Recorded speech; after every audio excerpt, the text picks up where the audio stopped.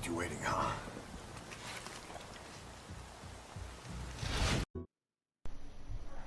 Hello everyone, Seskinator11 here, and this is my part 2 of Resident Evil 4 Professional Difficulty, No Damage, OSP New Game Run. As you can see here, we are moving back toward where the location of Ashley is being held, and more villagers are attacking us. But as you saw from my previous video, I was manipulating the save point, the typewriter. After I killed the chainsaw guy, I didn't want to have to deal with him again, so I went and saved my game.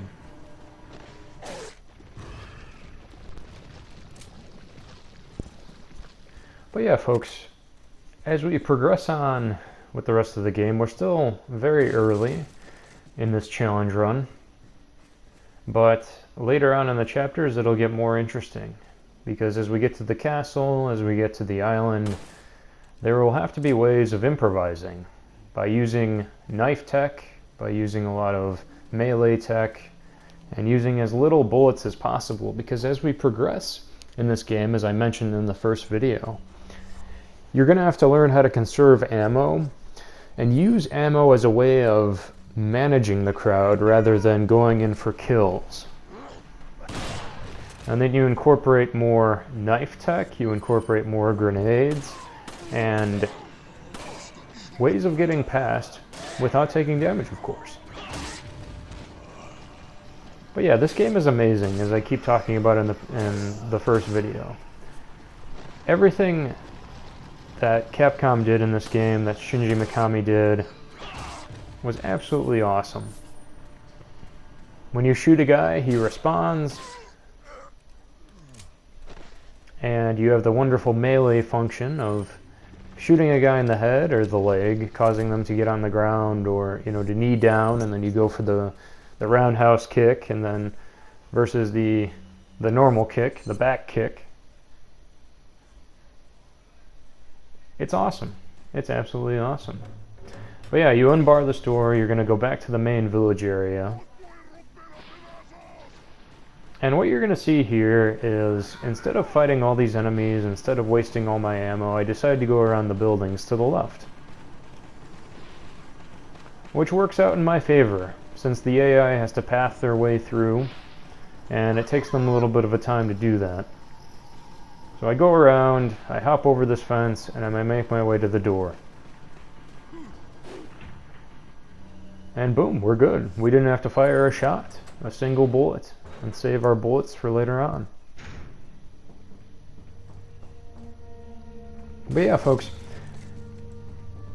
I'm hopefully gonna be migrating over to the PC eventually. One of my goals of this quarantine was to build my very own. And my really good friend is helping me out with that, and he's very kind enough to do that and take time out of his day to do that. But unfortunately, like a huge PC scrub that I am, I made a huge mistake. And I bought a motherboard that was incompatible with the processor. A very big rookie mistake. Could happen to anybody, especially people who don't double check the details of what they're ordering. And the whole reason why this happened, folks, is because I went, on PCPartsBuilder.com, I made my entire list of the PC parts I needed to construct a computer. They were all compatible. The list indicated that it was fully compatible.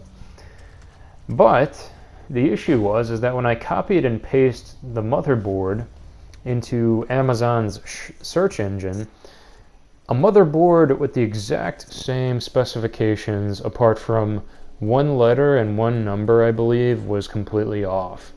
And when something like that is not matching up with the original motherboard on your list, that could cause a lot of problems, folks, as I learned firsthand.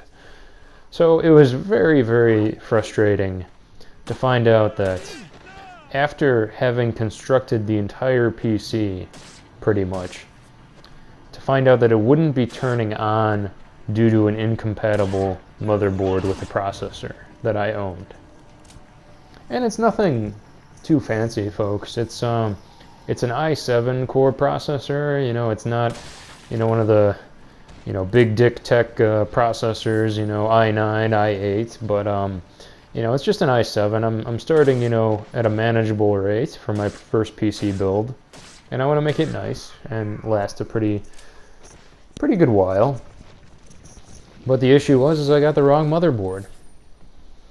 So you can imagine my frustration with that, and you know, of course, it wasn't my friend's fault because he wasn't the one who copied and pasted the motherboard into the search engine for Amazon. It was my fault entirely.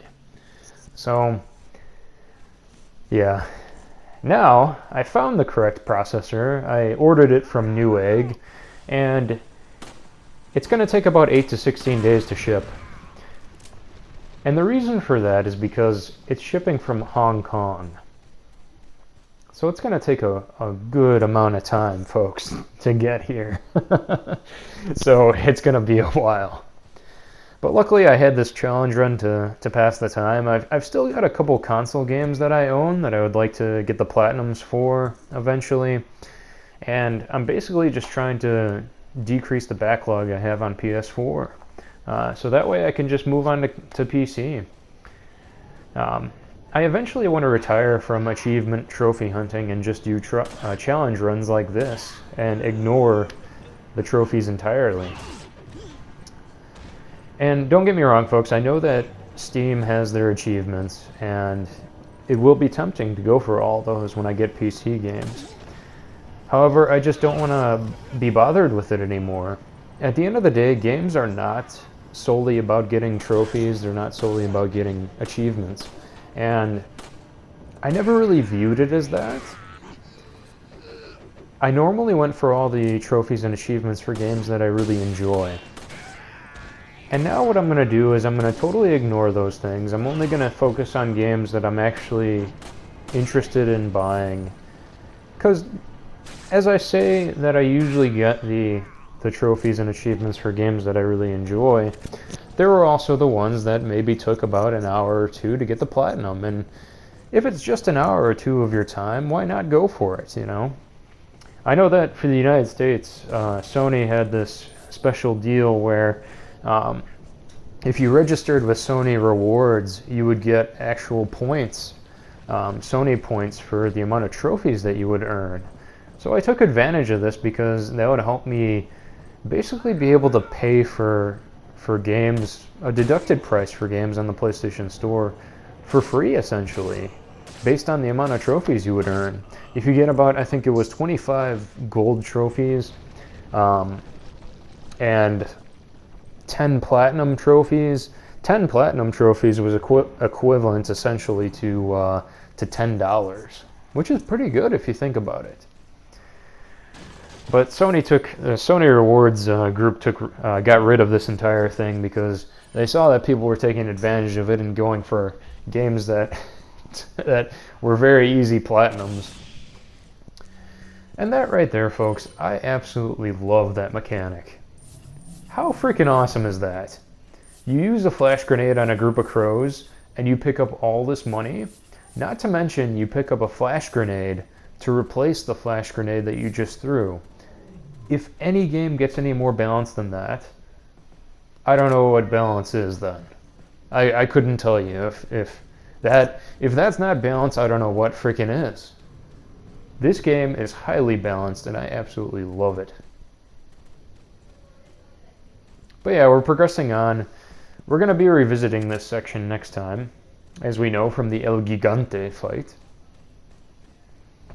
But we're making our way through. I'm checking all the crates to see if I get any ammo, using the double swipe with the knife to be sure I don't get attacked by one of the snakes. Getting attacked by a snake during this run, which I actually do after the Salazar fight. I get attacked by one of the snakes, or I got attacked by one of the snakes, and I had to restart the checkpoint. Luckily, the checkpoint was after the Salazar fight was done, and I ended up getting really angry and shooting one of those crates just to kill the snake inside of it. But I'll point that out as we get there. But yeah, folks, and I'm not just building a PC because of the quarantine. Don't get me wrong, the quarantine is speeding up that process, since there's no money being saved up for traveling, since traveling is completely out of the question these days. So my wife and I were talking, and we decided, hey, why not build a PC? Why not build our very own PC and have it work very well? So I'm very excited to start playing games on it, and of course playing games with a lot of people in Seraphim 17's community, my IRL friends especially too. I'm very excited to play with them.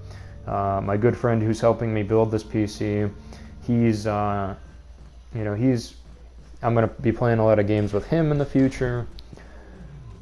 A lot of new prospects on the horizon, but of course, the motherboard seemingly will never get here for another 8 to 16 business days, so that's going to be a while. But again, luckily we have enough games to keep ourselves occupied and other things to do to keep ourselves occupied, so it's not going to be an issue. I think right now on PS4 the only game that I have currently that I own on my backlog is Super Meat Boy, which I'm very reluctant to play. All I hear is, all these horror stories about how horrendous that game is in terms of its difficulty. It's a great game, of course, I hear, but it's very challenging. So this part right here, folks, I'm going to go back to the game right now. This part right here, you can rush through it, but I decide to hold back and fight the crowd that comes by behind me, because after you spend a little bit of time going forward here, there's going to be a big horde of people following in after you. My recommendation for this part is to definitely save your ammo and keep moving forward, because you can definitely run past all these guys.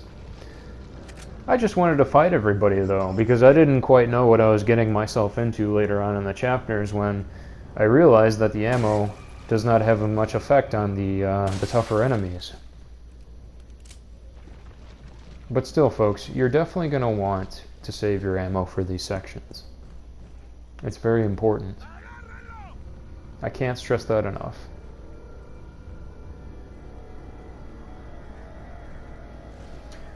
So yeah, PC gaming.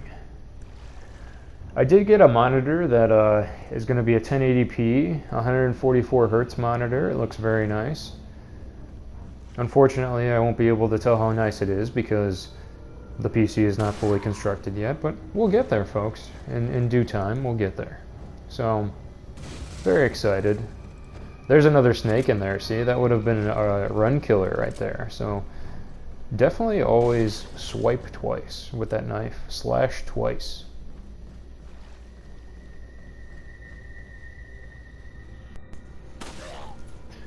So yeah, folks, I'm just making my way through, taking my time, making sure I don't get any damage from the villagers trudging their way through the swampland. And that's always satisfying, seeing that right there. Whenever you kick someone and their head goes gushing out and explosive guts everywhere, it's always so satisfying to see that when you're playing a game. Of course, not so much in reality, but only in the game. So now this is the horde of people that I was talking about earlier, and the very first time you play this game, you don't expect that to happen. And I remember doing a quick turn on one of my very first playthroughs, and that horde of people scaring me to no end. It was absolutely hilarious. But now I know better, and now I know to look behind me every now and then to make sure that crowd doesn't bum rush me. Pick up that grenade. That grenade is very useful. You will need that later. And now a second horde comes in. So yeah, again, I'm being a little bit, not being as conservative with my ammo there, but, do better than I do, folks, and don't use your ammo as much. Go for the one limb kills. I think I'm being extra cautious because of how many people I killed already. That was very lucky right there. But what's interesting is that the game mechanics are so sound that if you move backwards in a walk like that with Leon, you can actually outrun the people that are running out to grab you like that, which is very useful to know. And then reloading too. You can't upgrade anything in this run, so reloading is very tense. Let me tell you, there are a lot of tense moments where you have to reload, and it seems like you can't. And running away is the best option. But then at other times, you can't run away, and you're trapped. And you have no option but to reload or resort to the knife. And I can't say anything bad about the knife in this game. The knife is top tier. Top tier in this game. The knife in frickin' 3-make deserves to be burned 1,000 deaths in hell compared to this knife. Jill's knife in 3-make might as well be useless compared to this knife. The RE4 knife is one of the best weapons in this game, especially for an OSP run. When you're not upgrading your weapons, when you're not increasing the amount of clips you get in a gun, the amount of ammo you get in one clip, and not upgrading your damage, of course. And like I said in my first video, folks, in boss fights that require ammo, it's best to resort to the knife. I believe in U3, you'll see that I use a lot of knife-only tech on that boss, and a few others as well.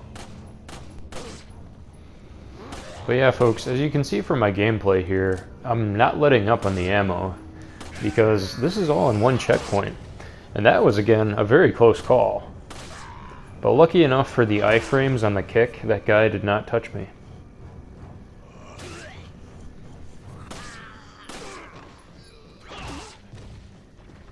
This kind of reminds me of my run where I was running through the sewers and killing all the sewer creatures out of panic. I think that's what I'm doing right here, even though I could easily run past these guys. Do better than me, folks, and be sure to run past these guys. You definitely don't want to waste your ammo on them. Yeah, pick up that incendiary grenade. Very useful. The incendiary grenades on RE4 running at 60 frames per second are nuclear. They are absolutely powerful. They are so powerful. They do so much DPS on the enemies that it's ridiculous. So you'll save a lot of ammo if you face a horde of zombies, or a horde of Las Plagas, and you don't have much ammo, and you can use one of those incendiary grenades.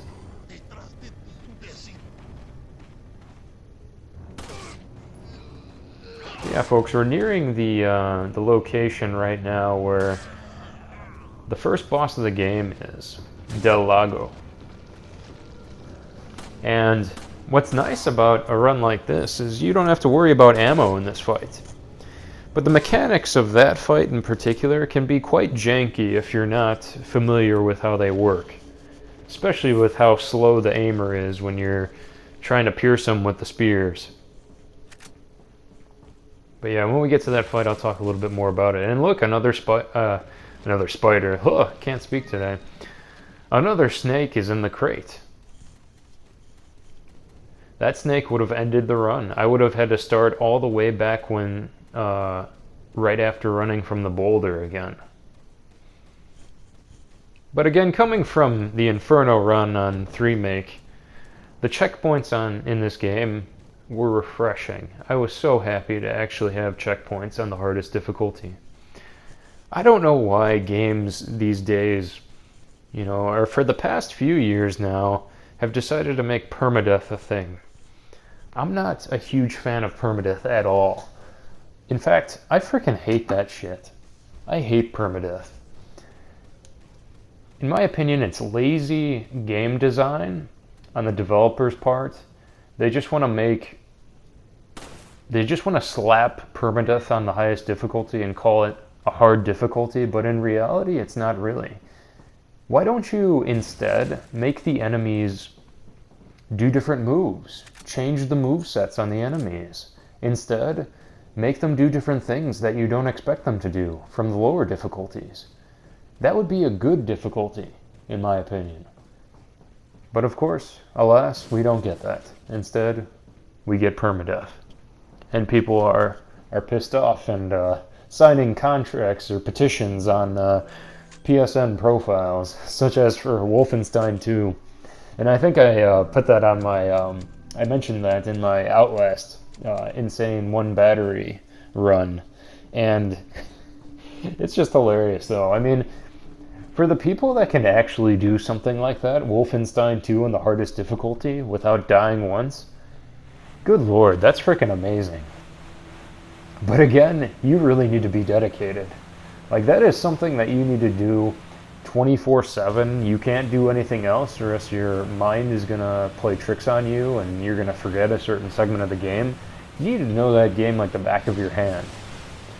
Anyway, folks, in this fight, whenever Del Lago goes into the water, what you see here is I tilt the analog all the way to the right, so that way I don't get hit by him when he comes back out of the water. The same goes for the logs in the water as well. So now, see, look what he's doing right now. He's going in. I move to the right, and then immediately grab the spear up and try to pierce him. But of course, since he was going towards the logs, I moved the analog to the left. And then I got one cheeky hit in on him. And you can be faster than me, folks. Again, speedrunners are absolute gods at this game, and they can go so fast. And I'm sure there's even a technique that I'm not even mentioning that the speedrunners know of, because they just know this game like, again, like it's nothing. It's all they do, pretty much. Alright, this is kind of a goofy section, you know, a very cinematic moment where the arrow on the screen tells you where Del Lago is coming, and you have to pierce him, I believe, once or twice to stop him from eating you, and then he'll just dive under the water like that. And then he proceeds to pull you yet again. So he's very fast on going in the water that time, so I didn't get any damage off of him. So I had to move the analog to the right like I said before. Now here I go, throwing the spears in, just as planned. And look at that right there, look at that. Sometimes shit just happens, folks, and even though I went all the way to the right, he surfaced just next to the boat. So that would have been a restart. But luckily the checkpoint is just before this boss fight, which is very nice. And not going to the very beginning of the game like a permadeath difficulty. Alright, so now for whatever reason he didn't decide to go in the water. And I think it was because this section was loading, and it was some sort of disguised loading pattern or something like that. So anyway, I tried to anticipate when he was going to come out, so I moved to the left, and lo and behold, he surfaces to the right. So yeah, it looks like 2 spears will get him underneath the water, and then you're good. And then rinse and repeat for the rest of the boss fight. So here he goes, underneath the water, I move to the right. Luckily, even though I'm bouncing off the wall of the rock, it doesn't seem to take any damage, so again, we're good. And that's the end. And all you have to do next is a quick time event, which is pretty simple. You know, if this game does a lot of quick time events. This is the era of quick time events for games. So, and that ends chapter 1-3.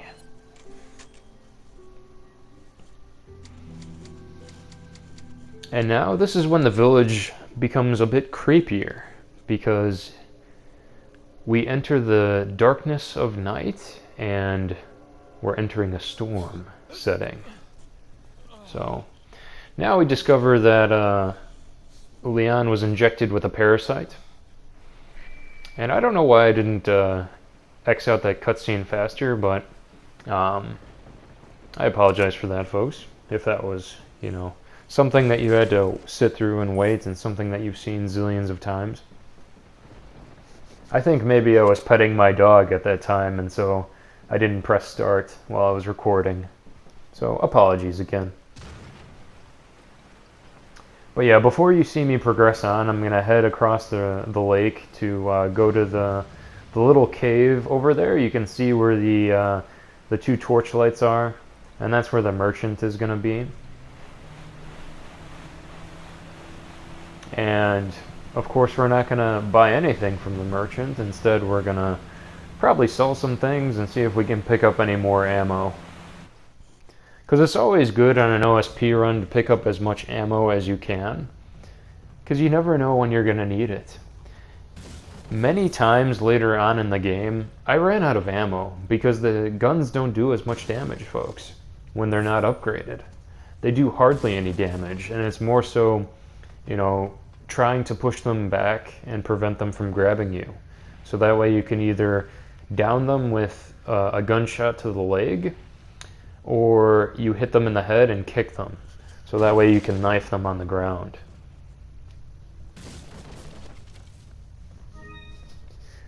But yeah, folks, I don't know what challenge run I'm going to do next. I have no idea, but I know for sure that after I'm done with the commentary for this, I'm going to take a break from challenge runs, at least for a little bit, and just enjoy games for what they are. Because when you do challenge runs, you always need to do a fun run afterwards, where you do a revenge run, as they're called. And that's something that, after the Inferno run on 3-make, I wanted to do an infinite rocket launcher run. But what's interesting is I had no desire to play that game again. I think because playing a run like that made me so burnt out from it. So instead I ejected the disc from my PS4, and now it's sitting on top of my shelf next to Resident Evil 2 Remake. And looking at that game on the shelf made me realize how good Resident Evil 2 Remake was, and how much better it was compared to 3-make. Just in terms of how fair it was. Don't get me wrong, there was a lot of inconsistency in Remake 2, but nowhere near as much as 3-make. That's for sure. So I don't know when I'm going to go back to that game.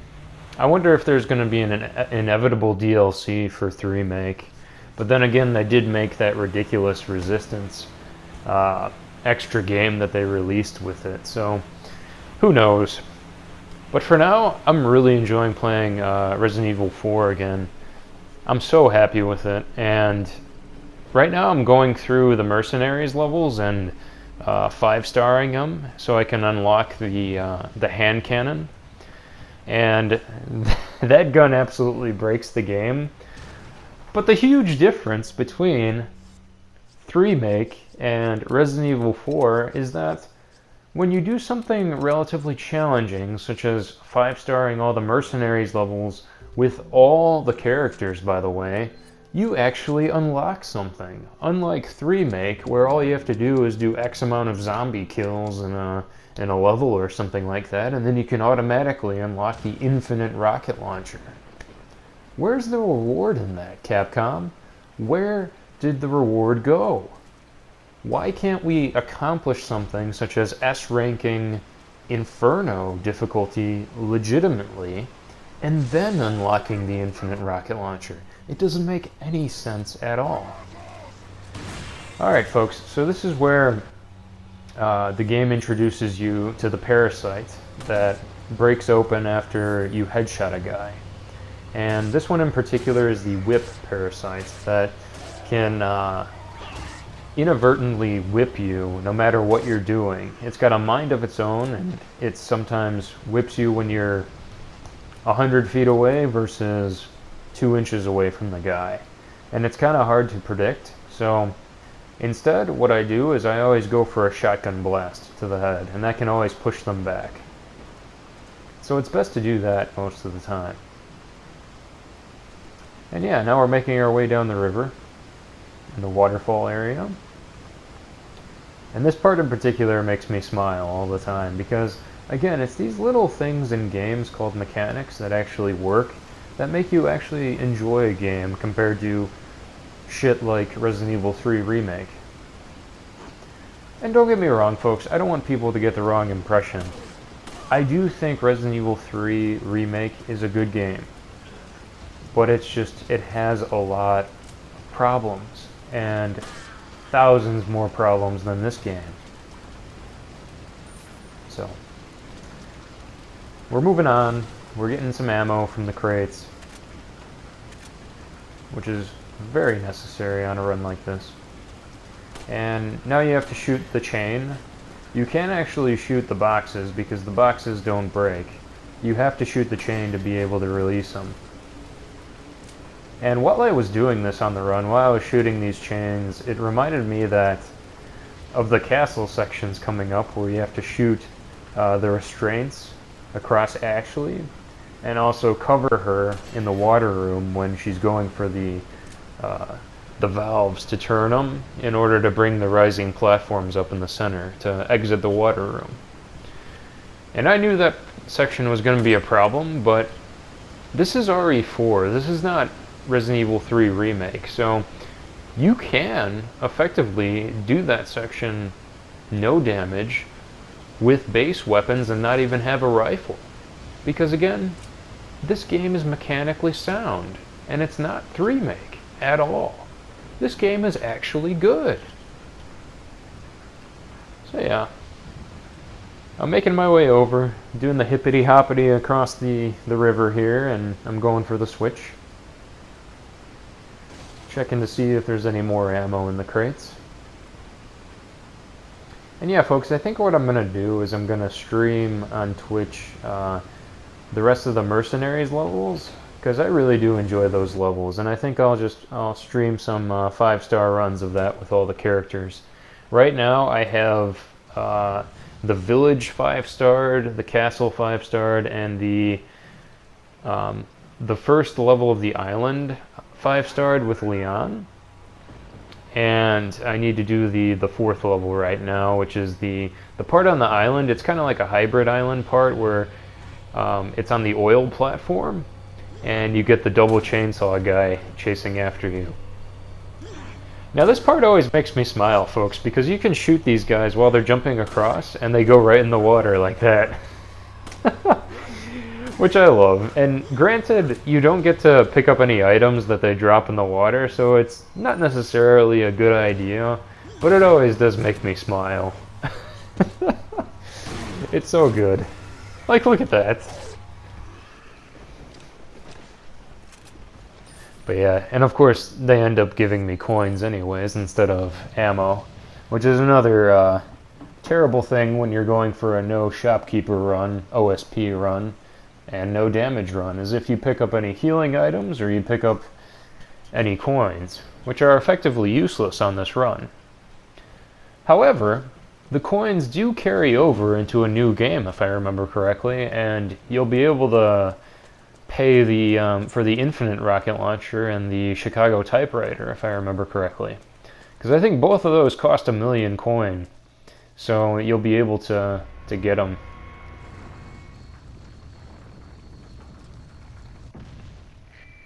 So yeah. And now we're making our way to the El Gigante boss fight.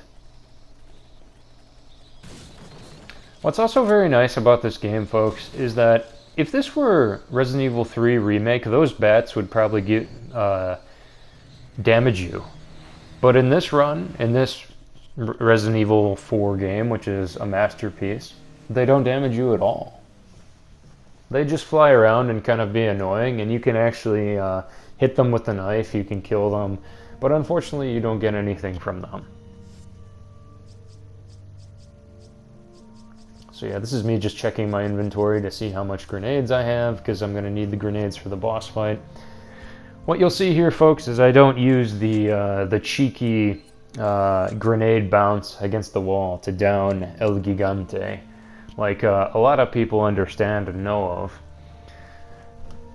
Because, I don't know, I just didn't want to try it. I didn't want to attempt it. There's a lot of runs out there that use that awesome tech, but you know, such as Seraphim17, I know he showcased that in his run, and I thought that was one of the most fascinating things, because I know he did not discover it, but it was the first time I ever saw something like that, and it was absolutely amazing. I didn't even think that was possible to down this boss so quickly. So instead, what I do is I waste a ton of grenades on him, and I use some shotgun ammo. But What really speeds up the fight here is that if you shoot the parasite on his back before running up it to knife it. And you're going to see me do that a lot with a lot of the parasite bosses in this game. Like especially Sadler at the very end, if you shoot his eye with the magnum before going to stab it, it does way more damage. And that's exactly what we want. We want to inflict as much damage as possible on these bosses. So yeah, there's another grenade. That's 3 grenades now used on El Gigante. And now he's going and grasping his head in pain, and now we're going for the parasite. And boom! He's down. Just like that, folks. Not as impressive as the grenade bounce off the wall, but I'll take it. I mean, no damage was taken again, so. But yeah, that's another boss down, and we're moving on forward through the village. Here's me going through the rest of the huts to make sure I pick up all the ammo I need. Again, pick up everything you see. You need all the ammo as possible. As much as you need, as much as you can.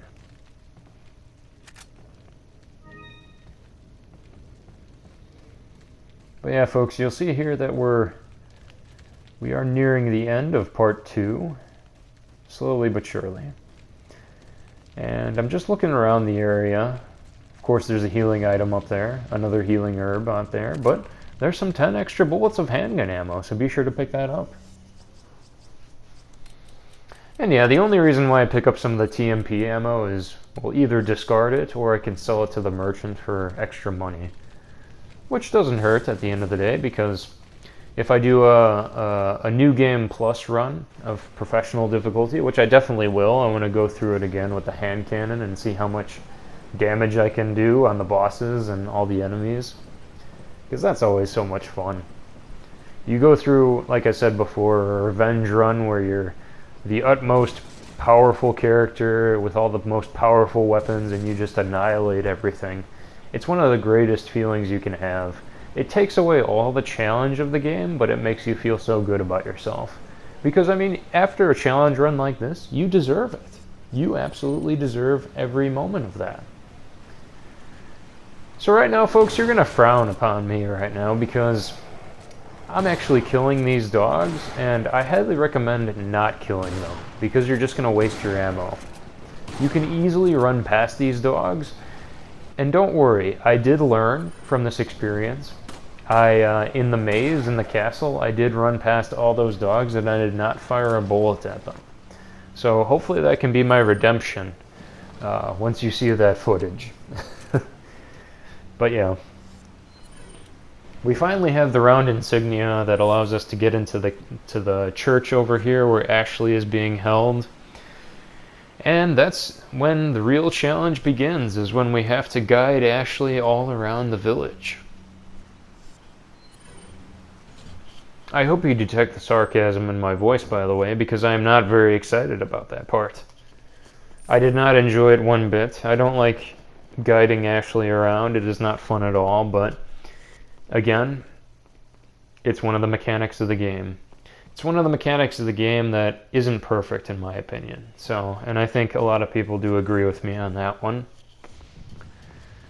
But to each their own at the end of the day, right? So, very important there. I'm not actually sure if a flash grenade is always found in that crate. It might be an RNG crate, but I could be wrong. But yeah, folks, we're making our way through the church. Eventually, we're going to do a puzzle once we jump over the chandelier. And if you were to jump right now, for instance, you wouldn't be able to jump across, and Leon would just jump onto the floor.